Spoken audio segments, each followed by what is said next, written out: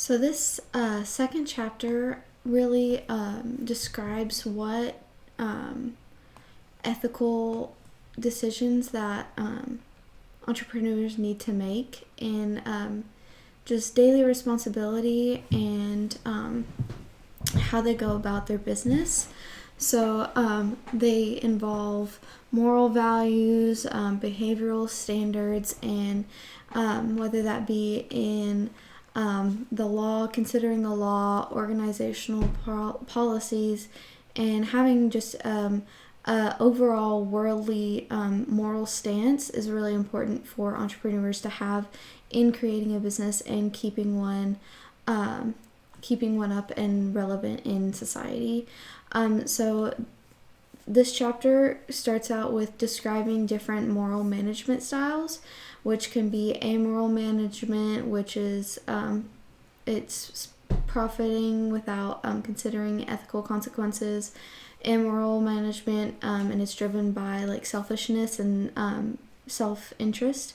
And then moral management, and that strives to help other people and within legal and ethical boundaries.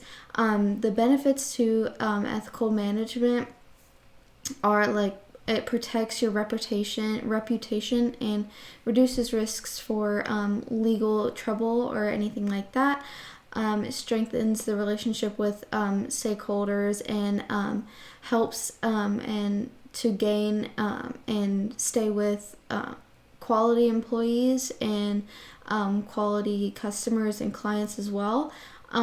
It impacts profitability and builds customers' trust and loyalty within your company and helps your customers come and stay with your company. This chapter describes how you establish your ethical framework is identifying your customers and what kind of target audience you want to have, recognizing what dilemmas and kind of decision making that you're going to run into while running this business, how to evaluate different alternatives that you can go through in running a business with different ethical decisions that you would need to make, and implementing how you go about making ethical decisions as well. So this chapter also goes over why ethical decisions and troubles occur, and some of them include pressure to meet business targets, weak ethical policies, fear of job loss, temptation to make the unethical shortcuts, and just rewarding results over ethical behavior. So really honing in on what kind of consequences that can come out when you have that kind of strive to have the results and have the profit, instead of really honing in and focusing on ethical decisions and how you can have the most ethical business as an entrepreneur.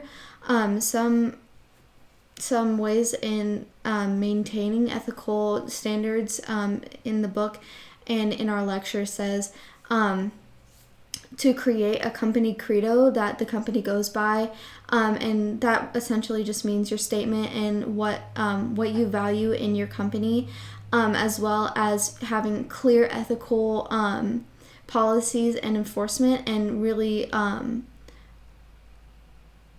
honing in on establishing that and having certain standards that you rely on to have a substantial business as well. Ethics training and communication is a really important part in creating and establishing and keeping your business as well. Really having your employees know what they should be doing, what rights they have, how they can make ethical decisions and things like that, and rewarding ethical behavior. So whether that be bad or good, there are always consequences that should come about when people make those ethical or unethical decisions. As a business owner, you need to introduce those really early on in your business, so people understand what you stand for and what and how ethical your company is. And you need to have, as an entrepreneur, you need to have social entrepreneurship. So what that means is you need to have an importance in your business to maintain you're solving problems in your social society. So whether that be fixing or having a business that fixes things that you've noticed from people, or having that feedback and fixing what it is that's wrong in your company. Environmental responsibility. So reduce, reuse, recycle is a great remembering thing. The 3 R's, how you can maintain how you recycle things and are environmentally stable with your company as well. Having ethical responsibility in employees and ethical workplace issues, whether that be sexual harassment or things like that. You need to really hone in on having an understanding of how you go about that, and whether that is a big thing or a real importance to how you identify what issues need to be settled right then and there. And usually most of the issues with ethical workplaces are an issue to be dealt with right then and there. Consumer rights is a big understanding in this chapter as well. Knowing how consumers have rights in your company as well, having their voice heard, and establishing everything the customer needs, because the customer is always right, and really understanding that how you have a good company is with the customer's help as well is a big thing in being an entrepreneur as well. And having a community with your investors and stockholders as well will give you financial transparency and really help you have a fallback on your investors and stockholders, and really having them trust you as well.